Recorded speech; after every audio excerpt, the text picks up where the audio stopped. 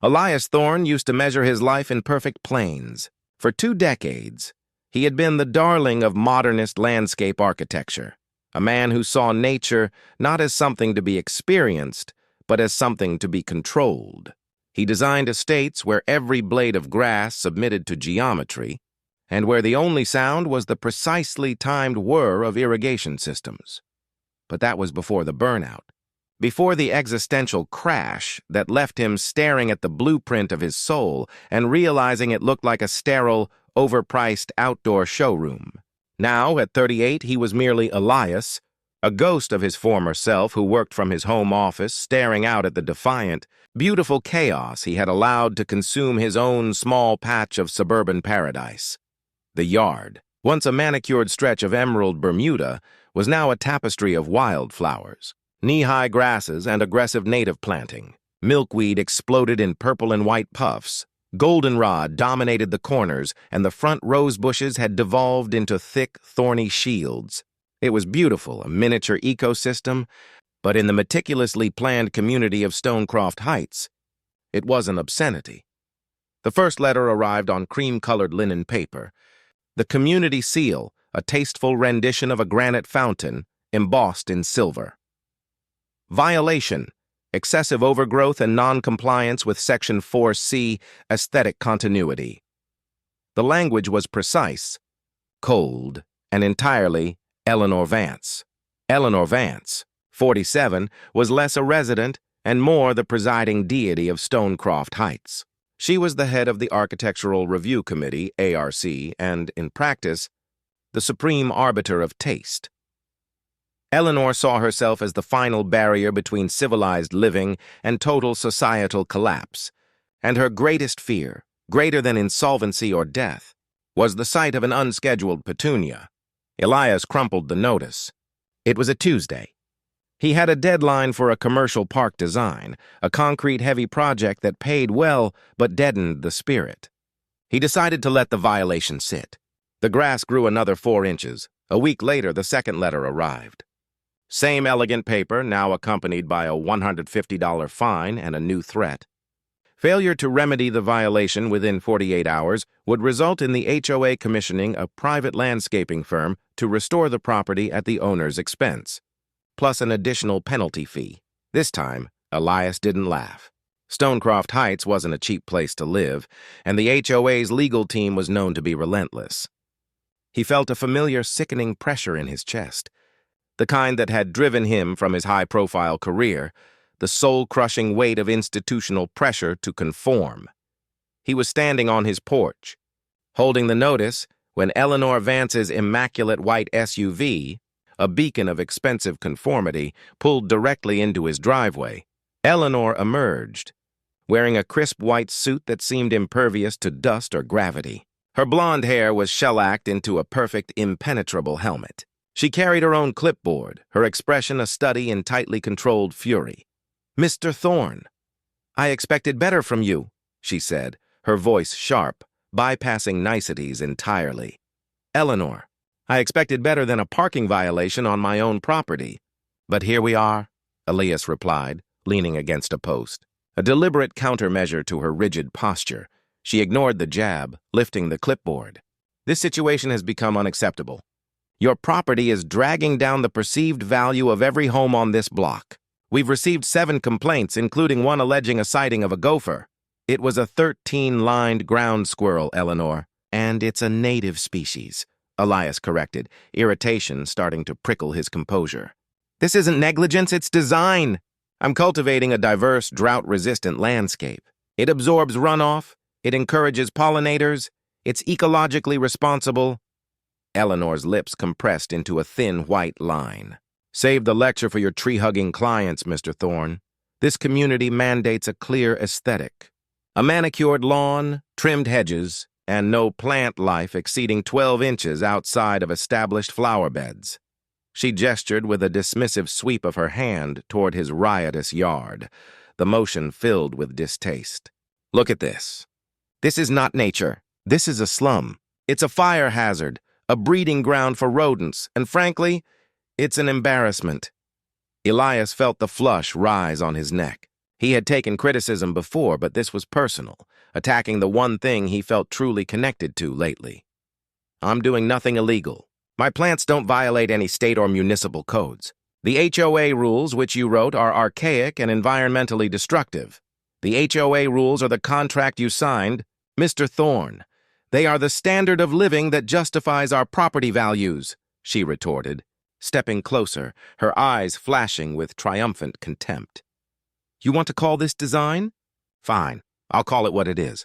This, Mr. Thorne, is a jungle, and it is an insult to every single resident who contributes to the aesthetic integrity of this neighborhood. The word hung in the air, jungle.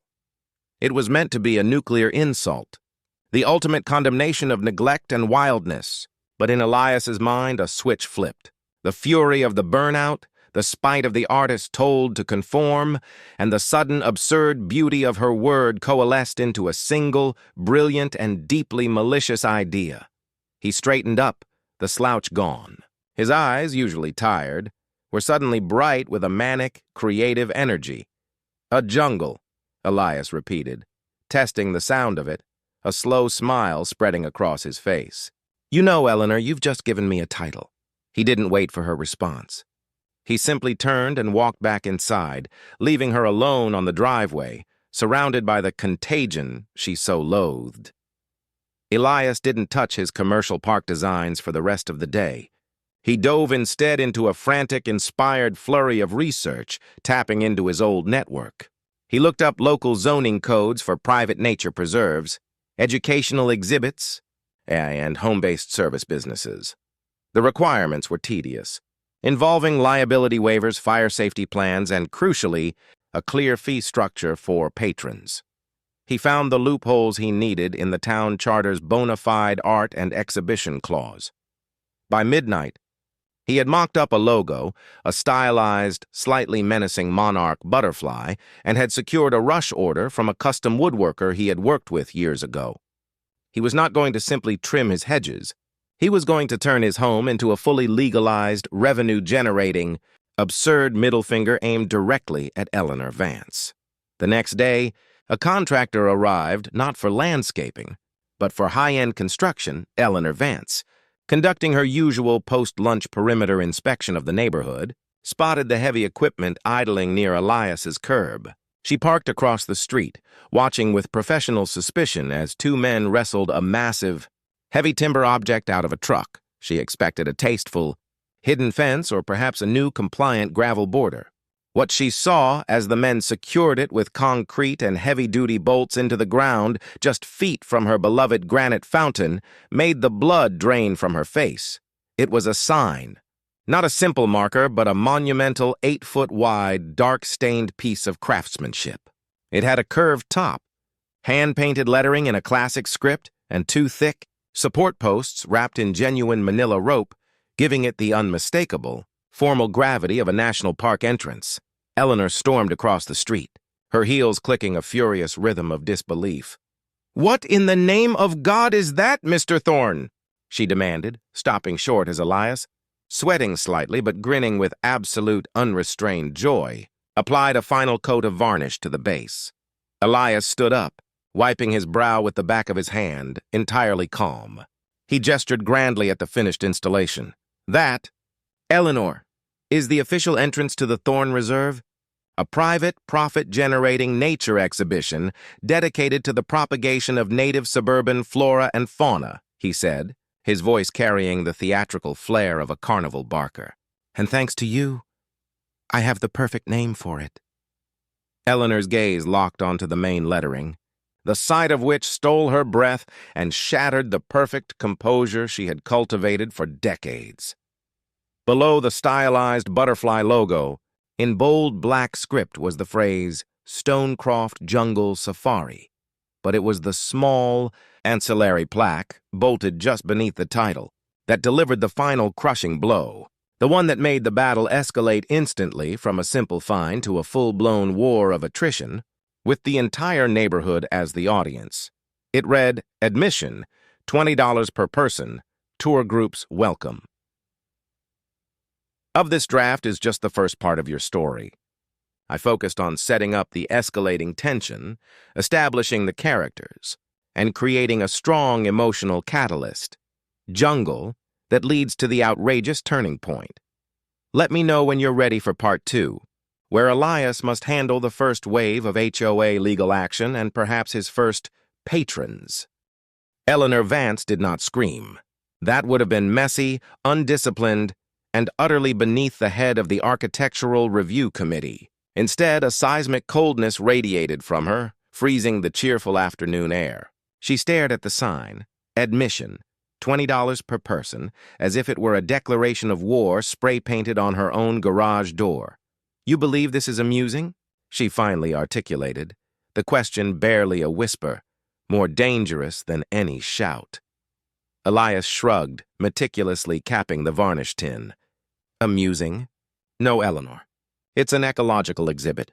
And thanks to your extremely high valuation of the property, a jungle no less, I'm confident the market will bear the price. $20 covers the high cost of native soil maintenance and naturally liability insurance for this. Contagion." Eleanor didn't waste another word on him. She spun around, her pristine white suit a blur of righteous indignation, and marched back to her SUV. She didn't drive away. She sat, engine idling, and immediately launched the nuclear option.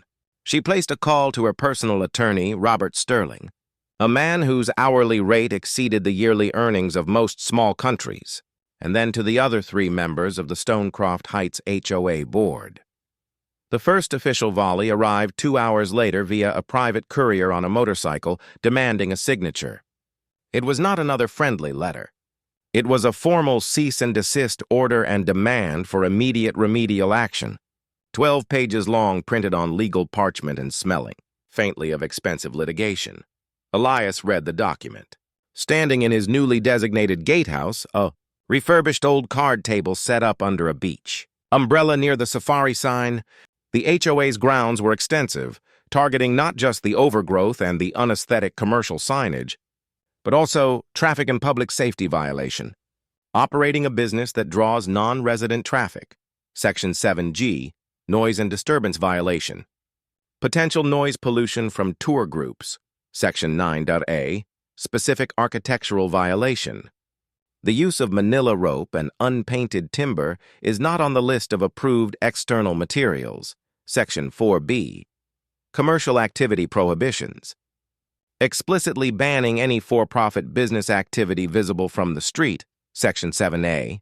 They were coming at him from every direction, attempting to bury him in paperwork before he could even sell his first ticket. They're not subtle, are they? Elias muttered to himself, scrolling through the municipal zoning codes on his tablet. Elias had anticipated all of this. His burnout hadn't just been professional. It had been legal. He had spent 2 decades navigating bureaucratic zoning hell for his elite clients. He knew where the seams were. He found the counter-arguments tucked deep within the town's charter. The bona fide art and exhibition clause was his shield. He had officially registered the yard with the town as a temporary, evolving art installation and private educational reserve, citing specific, non-HOA regulated activities, botany, entomology, and landscape design education. Furthermore, he wasn't technically selling tickets. He was accepting suggested donations in exchange for a printed visitor's guide to native weeds and pollinators, which he had quickly written and laminated. The $20 was a suggested price for the guide, with the tour of the yard simply being a bundled experience. This nuance, he calculated, was just enough legal hair-splitting to drag the whole affair into court and out of the sole jurisdiction of the HOA for long enough to make his point.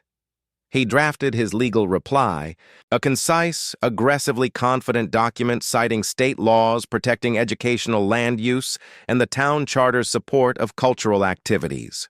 He concluded, the Stonecroft Heights HOA, through the actions of its representative, Ms. Eleanor Vance, is attempting to obstruct a legally registered educational exhibit and artistic endeavor.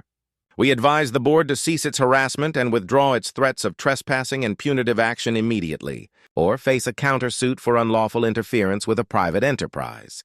He signed it, attached the original zoning receipt, and sent it back via the same courier. The next morning, the safari was ready for business. Elias had installed a small decorative velvet rope, tastefully crimson, across the driveway. He positioned a small antique cash box labeled Suggested Admission and placed a stack of his laminated guides next to it. He even wore a khaki safari vest and a wide-brimmed straw hat, pure theatrical spite. Eleanor, watching from her dining room window with a pair of opera glasses, was livid.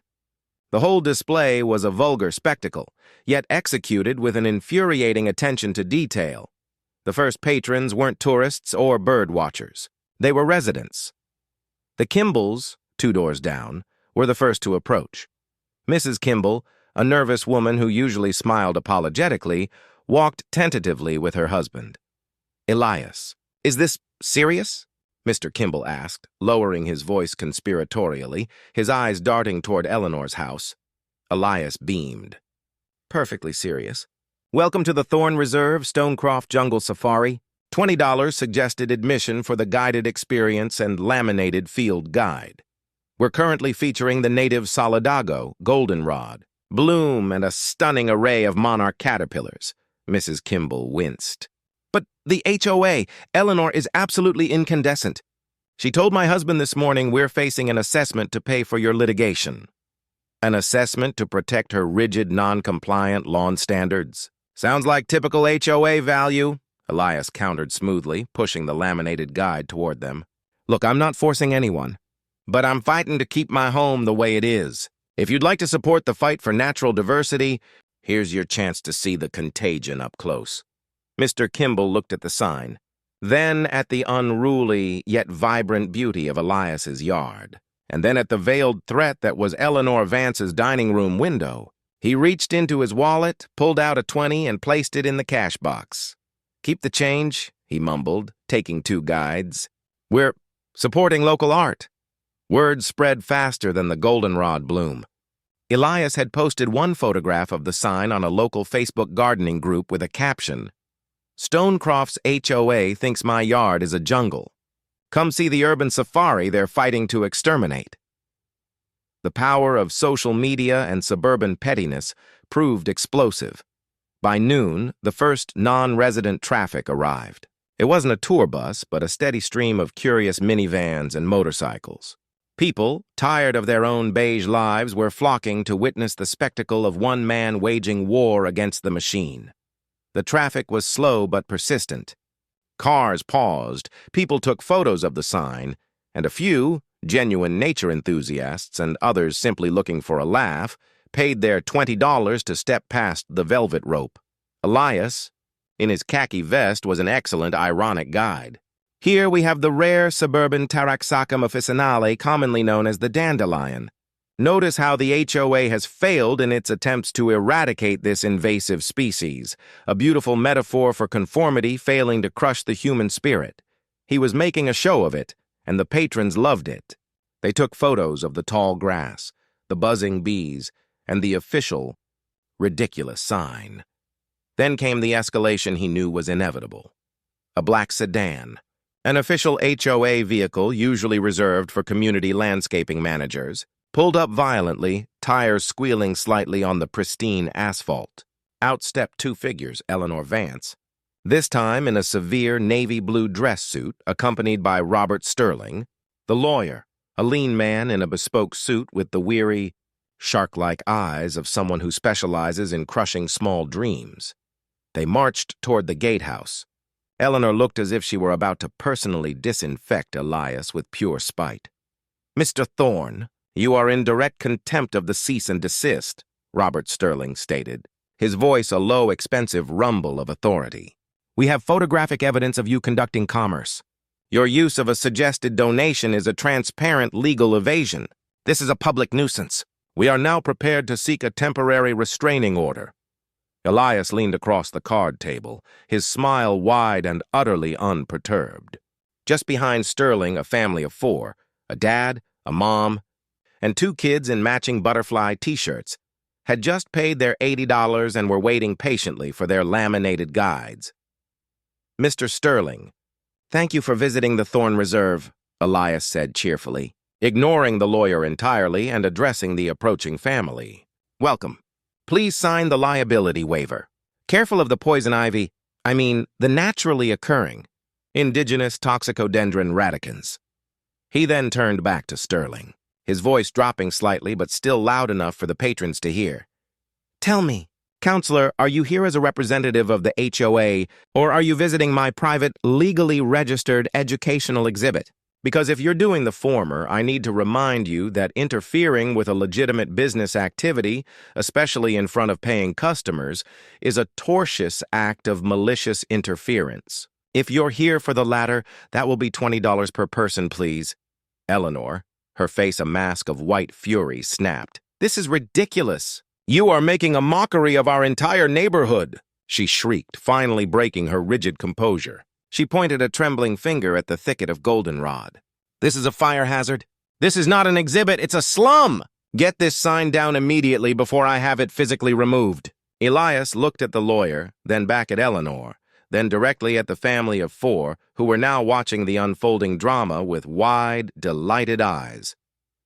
"Madam," Elias said, projecting his voice over the no.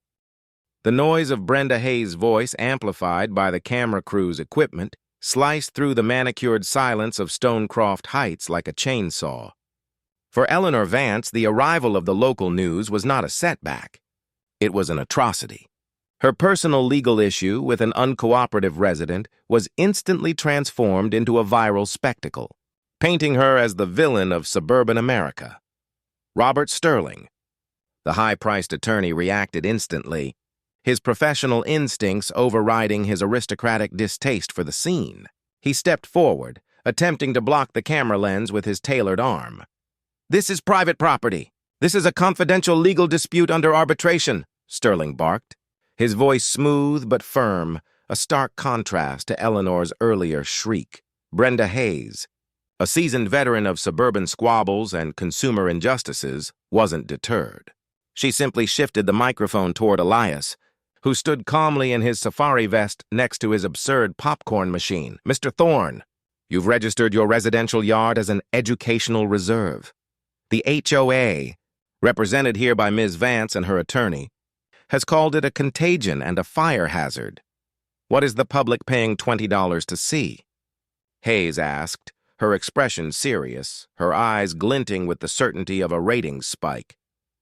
Elias looked directly into the lens, bypassing the lawyer and Eleanor entirely. His performance was flawless, blending the sincerity of an activist with the theatrical flair of a showman. "They are paying to witness resistance, Brenda," Elias stated, his voice even and measured. "They are paying to see what happens when the natural world dares to intrude upon manufactured conformity. The HOA insists on chemical-dependent sterile lawns that actively harm our native pollinators. When I chose to cultivate a responsible, drought-tolerant habitat, the head of the ARC, Ms. Vance, called it a jungle. So, I decided to give the people what they demanded. This isn't just my backyard. It's the Stonecroft Jungle Safari, and every ticket sold funds the legal defense of environmental sanity," Eleanor tried to interject, pushing past Sterling. "That is a ridiculous fabrication. He is attracting rodents and generating unsafe traffic. Our neighborhood is not zoned for this kind of commercial disruption." Hayes pivoted the microphone toward Eleanor. "Ms. Vance, residents are saying the HOA's rules are overly punitive. How do you respond to the charge that you called this garden a jungle and are now attempting to suppress a legal, artistic expression?" Eleanor, whose strength was bureaucratic dominance, faltered under the direct gaze of the camera. She attempted to regain control, plastering on a rigid corporate smile. "This is not about aesthetics, though clearly this is a blight," Eleanor said, her voice dripping with forced professionalism. "This is about safety. Mr. Thorne's tall, unmanaged weeds are a fire risk. More importantly, this spectacle is creating a massive traffic hazard on a street used by children. We are defending the property values and safety of all our residents, which is our fiduciary duty." Sterling, seeing the safety pivot was the only remaining shred of plausible justification, quickly pulled Eleanor back. The HOA's actions are fully documented and relate solely to public safety and contractual obligations. We believe this is an abuse of municipal zoning laws, and we will pursue all available remedies, he concluded, effectively slamming the door shut on the interview. The news crew stayed for another 30 minutes, capturing B-roll of the delighted safari patrons posing next to the sign and the dense, vibrant greenery that had once been a pristine lawn. That evening, Elias sat on his sofa watching the local 6 o'clock news. The segment titled Jungle Wars HOA Karen versus the Pollinator Prophet was devastatingly effective. They played Eleanor's jungle soundbite twice, juxtaposing it immediately with footage of a monarch butterfly feeding peacefully on a bright yellow sunflower in Elias's yard. Public opinion, fueled by suburban resentment, was overwhelmingly on his side. His phone began to explode. Notifications flooded in from texts, emails, and social media. People were offering legal funding, ecological grants, and even asking about franchising the safari concept. The cash box, secured in his office, held nearly $1,800. The satirical venture was turning genuinely profitable. Elias had won the first battle, the battle for public narrative. But he knew that Sterling and Eleanor weren't finished. Meanwhile, in Eleanor's meticulously ordered, acoustically damp study, the air was thick with the scent of gin and humiliation. Sterling was pacing, phone pressed to his ear, his initial exasperation hardening into focus. The restraining order won't stick before the weekend, Eleanor. The judge is notoriously lenient on art and education. He stalled, Sterling reported, hanging up with a curt snap. Eleanor slowly swirled the contents of her crystal tumbler. Her face, usually so perfectly controlled, was beginning to show the strain. Tiny, deep lines around her eyes and mouth. He is making us a laughingstock. This is not about the yard anymore, Robert. This is about control. If we let this stand, every homeowner in this community will believe they can simply declare their violations art and invalidate the entire CCR structure. Sterling stopped pacing and looked at her, his eyes cold and analytical. Then we stop fighting on the aesthetic and legal battlefield. Elias has superior knowledge of the local zoning loopholes. We have to hit him where his defense is weakest, infrastructure. He opened his briefcase, pulling out a faded, beige folder labeled Stonecroft Utility Baseline Report. The core purpose of the HOA is maintaining shared infrastructure, correct? And what is the biggest, most expensive, most critical shared infrastructure running directly under his reserve? Eleanor finally smiled, a predatory, calculated expression that restored her power. The primary storm drain. It serves the entire north cul-de-sac. Precisely, Sterling confirmed, placing the report on the desk. I noticed that during the broadcast, the camera focused heavily on the density of the vegetation near the curb. While the dense solidago is great for butterflies, the root systems of that level of growth pose a theoretical but non-disprovable risk to old, shallow clay pipes. We can't fine him for dandelions, but we can fine him for structural risk to community property. Sterling tapped the file. We are not sending him a violation notice for his weeds. We are sending him a notice of immediate required emergency assessment for critical infrastructure protection. We won't take him to court. We will take him straight to the Stonecroft Municipal Public Works Department, citing imminent failure of the main line due to invasive vegetation root structure. The cost? Eleanor asked, her voice low with satisfaction. To hire an approved private contractor to perform high-power hydrojetting and install a mandatory root barrier along the entire periphery of his property, plus the engineering report and administrative fees, plus the cost of emergency trenching if they declare his roots have already penetrated the pipes? Sterling paused for dramatic effect. It will be aggressive. It will be 5 figures. And per the HOA covenants, it is an automatic, non-contestable lien on his property. The next morning, Elias was back at the gatehouse, counting his donations and fielding interviews via phone from national morning shows that had picked up the local segment. He was reveling in his small, absurd victory, a heavy-duty commercial flatbed truck, unmarked but clearly belonging to a major construction firm, pulled up and parked directly in front of the Stonecroft Jungle Safari sign. completely obscuring it. A man in a hard hat and a bright orange safety vest, carrying a clipboard far larger than Eleanor's, walked past the velvet rope and approached Elias. "Elias Thorne," the man asked, his voice flat. "That's me. Are you here for the tour? Suggested admission is $20. The man didn't smile. He held out a thick stack of papers. "I'm not here for a tour, sir. I'm with Vanguard Civil Engineering. This is an official emergency work order from the Stonecroft Heights HOA, approved by the Municipal Public Works Department. We're beginning work at 0800 hours tomorrow morning." Elias took the document, the weight of the paper feeling heavy and real, far more threatening than Eleanor's flimsy cream letters. He scanned the headline. It wasn't about aesthetics. It wasn't even a fine notice of imposed special assessment, critical sanitary sewer line, root mitigation, and infrastructure defense. Elias flipped to the final page, his blood turning cold as he reached the itemized budget. The total, due immediately, was breathtaking, utterly annihilating his entire small business profit and far exceeding his available liquidity. Total mandatory assessment: $34,650. This was no longer a game of satirical defiance. The HOA had deployed a financial weapon, effectively putting his house into immediate jeopardy and declaring a financial war he was not equipped to fight. The figure, $34,650, burned itself into Elias Thorne's vision. It was a perfect number, high enough to be ruinous, but low enough to be considered a standard, non-litigious special assessment under the HOA's punitive financial powers. Eleanor Vance and Robert Sterling hadn't just sued him. They had foreclosed on his ability to fight. The Vanguard Civil Engineering foreman, a man named Henderson with a neck as thick as a utility pole, waited impassively for a response. "Work starts tomorrow at 8, Henderson repeated, tapping the clipboard. "We have a certified work order. Failure to provide access will result in an immediate police escort for trespassing and an additional penalty." Elias forced a calm he didn't feel, his fingers tracing the cold, sharp edges of the assessment document. "Tell Vanguard I acknowledge receipt. And tell Ms. Vance this jungle has a very long memory." Henderson simply grunted and returned to his truck. The flatbed, bearing the promise of expensive destruction, remained parked, an immovable monument to Eleanor's tactical victory.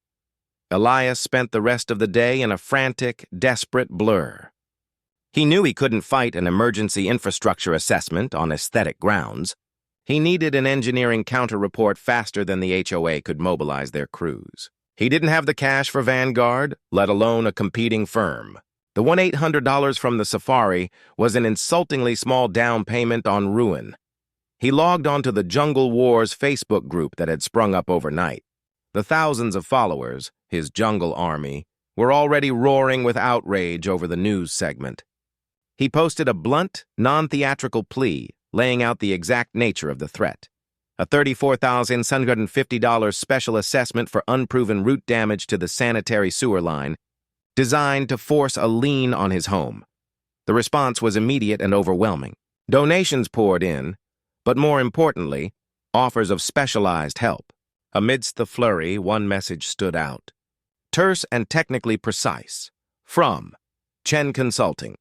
Subject: Sewer Line Mitigation Assessment. Message: Vanguard is known for preventative overbidding on HOA projects. Solid Ego roots are shallow. Clay pipe damage in Stonecroft Heights is chronic, not acute. The problem is subsidence, not roots. I retired from Municipal Public Works after 30 years. Send me the coordinates of the access point. I'll bring the gear, no charge. This looks like fraud. The signature was simply J. Chen, P.E. at 11 gas p.m. Under the clandestine glow of his porch light, Elias met the engineer. Mr. Chen was an older man, quiet and methodical, carrying a battered toolbox and a small, state-of-the-art flexible camera probe. "The key isn't the roots in your yard, Mr. Thorne," Chen whispered, threading the camera line into the clean-out access near Elias's curb, an access point Henderson had flagged for tomorrow's work. "The key is what's upstream of your property. If your roots cause this damage, the pipe should be clean until it hits your garden. If the damage is pre-existing, it's the HOA's problem." For the next hour, Elias watched the small monitor, a tense, green-tinted drama playing out on the screen. The camera moved slowly through the clay pipe, past small sediment clumps. The line was old, but the joints were intact. Then, about 50 feet upstream, well past Elias's property line and squarely into the common area between Eleanor's property and the main cul-de-sac, the image wavered. "There it is," Chen murmured, tapping the monitor. The camera showed a series of hairline fractures along the pipe's invert, consistent with the slow, inevitable shifting of soil over decades. But then, the fracture became a gaping, jagged hole. "Substantial failure," Chen confirmed, his voice professional and grim. "And that, Mr. Thorne, is not from your prairie grass. That fracture is at least 15 years old, probably longer. It's too wide for surface roots. The break is caused by repeated loading, a heavy vehicle, or severe localized hydrostatic pressure." Elias leaned closer, his architectural eye now working in tandem with the engineering evidence. "Local hydrostatic pressure. Wait, where exactly is that break point, Chen?" Chen checked his coordinates against the blueprint Elias had pulled up. "Right here. About 30 feet from your clean-out, exactly under the northeast corner of the main Stonecroft Heights granite fountain." The breath caught in Elias's throat. The fountain. Not merely a decorative feature, but the crowning, immutable symbol of the community's prestige and Eleanor Vance's rigid authority. It was the centerpiece of the community entrance, massive, perpetually maintained, and entirely granite. Elias stared at the monitor, a slow, terrible realization dawning. The break wasn't just old. It was positioned perfectly to cause a decade of slow, continuous drainage of water and shifting soil directly under the fountain's heavy foundation, which had been installed long before Elias moved in. The HOA wasn't protecting the pipe from his roots. They were scrambling to contain a systemic failure they had ignored for years, and trying to pin the 5-figure repair bill on him. Sterling wasn't worried about the Solidago, Elias whispered, a cold, hard certainty settling in his stomach. He was worried about the foundation. The next morning at 7:55 a.m., Elias was waiting at the gatehouse. The Vanguard flatbed was still parked across his sign. Henderson and a crew of 3 men were assembling their jetting equipment, prepared to begin work in 5 minutes. At exactly 8:00 a.m., Eleanor Vance arrived. She was not in her SUV, but stood on the curb watching the Vanguard crew with a look of cool, victorious satisfaction. She had dressed for the execution, a sharp, granite-gray power suit that matched the cold morning air. "Good morning, Mr. Thorne," Eleanor said, her voice carrying across the quiet street. "I trust you have made arrangements for the required payment or are preparing to vacate. You have officially run out of frivolous loopholes."